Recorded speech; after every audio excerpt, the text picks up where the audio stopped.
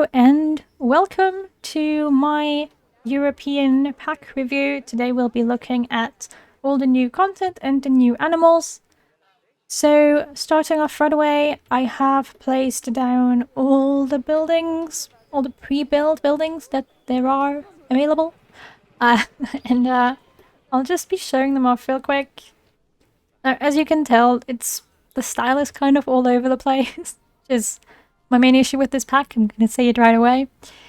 We have, like, Mediterranean style. We have this kind of medieval style. We have a more classical style.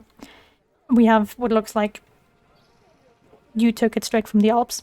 And it just continues being like that. We did get a new entrance. Actually, we got 3 new entrances.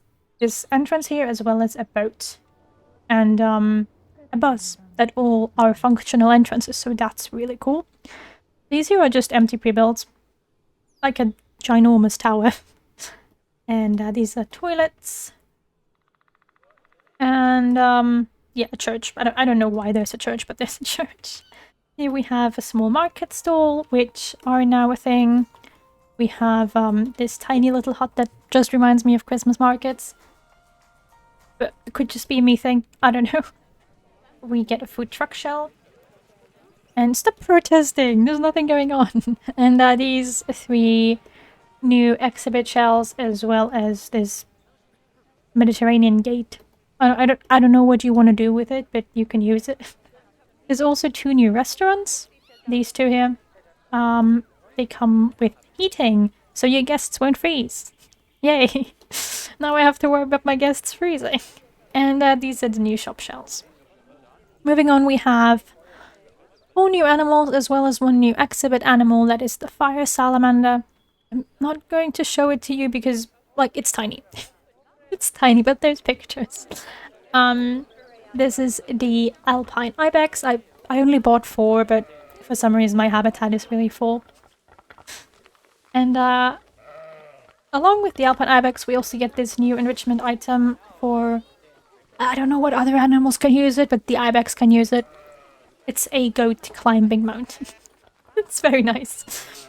And another enrichment item that's new is this scarecrow feeder. Next we have the European badger. They are probably hiding. So a new feature that's not exclusive to this pack is this burrow. And the animals can actually hide in it, and they're all underground. So it's like a new shelter underneath the habitat, which is pretty cool and works for the badgers and the aardvarks. But we can't take a look at them if they're all in the shelter, so that's kind of problematic. Here we have the European fallow deer. Once again, very, very nice, very, very fluffy. And there's a baby. Hello.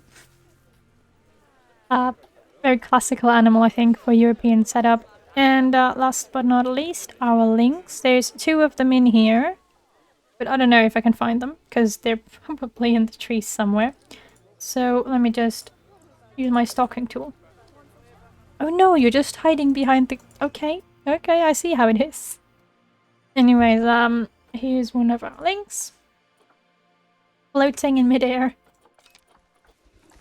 They're very, very fast, but they're also really, really cute and fluffy.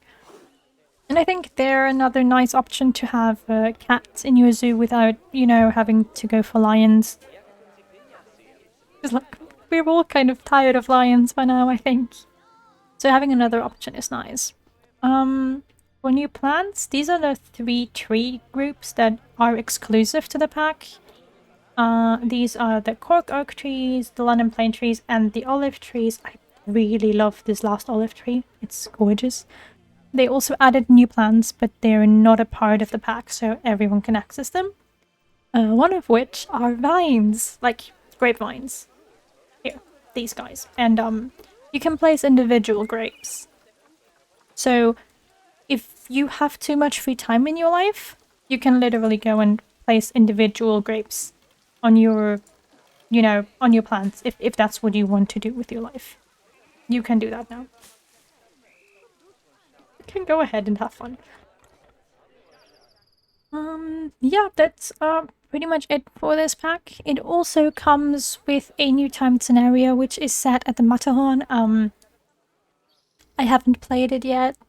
It's a time scenario. It's probably going to be fairly painful, but I will playing it. I will be playing it, and I will also be uploading that on the channel as soon as I find the motivation to play a time scenario. But yeah, that's it for this pack. Style-wise, I think my main issue, as I said before, is that we have so many different styles just thrown together. They took bits from all over Europe, which is cool, but also, why is it all in one pack? Like, why not just decide on one style? We already had a lot of classical, so that feels kind of off. And then you have like some buildings that are Mediterranean and some buildings that are medieval, and it's just, yeah. Anyway, that's my main issue here. Other than that, it's pretty cool. The game does obviously also come with a lot of new items, like candles, you know, in case you want to place a single candle. And a lot of bridge pieces, like European bridge pieces here and there, and a drawbridge. Very, very cool feature. I'm not sure how they work, but at least you can make it look like it'll work. Lanterns, you know, these random posts in case you want to make a carnival. They seem to be going for sort of like a medieval feeling with some of these items. And then you have classical, which still makes sense, and then, I don't know, it's a bit over the place. These are the new wall pieces that you get, which is this rustic stone wall. And you also have a new fence. Well, not, you know, a new fence. It's in props, but there's new fences.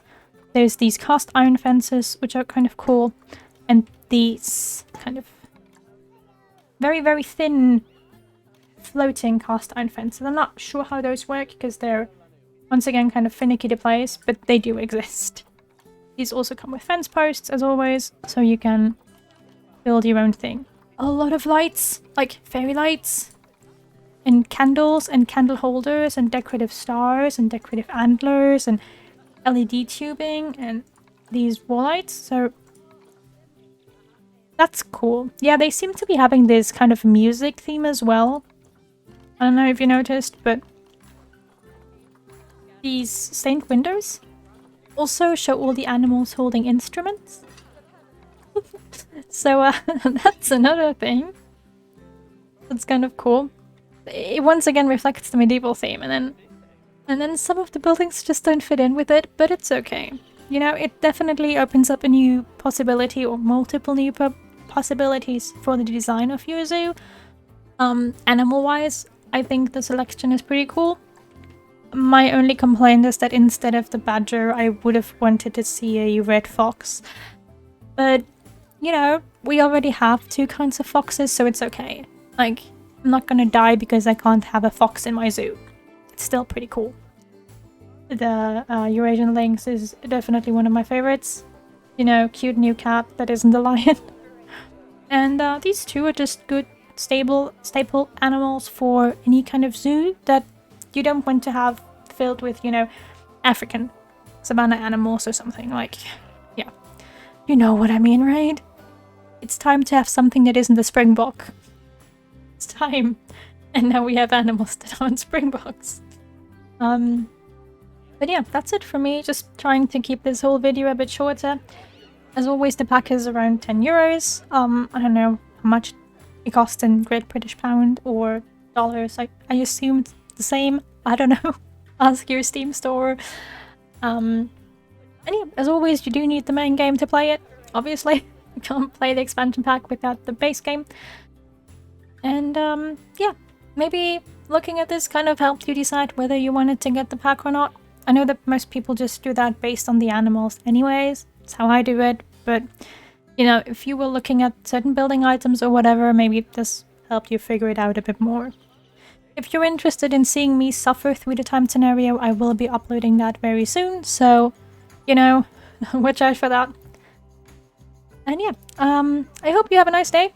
And I hope I'll see you again soon. Bye!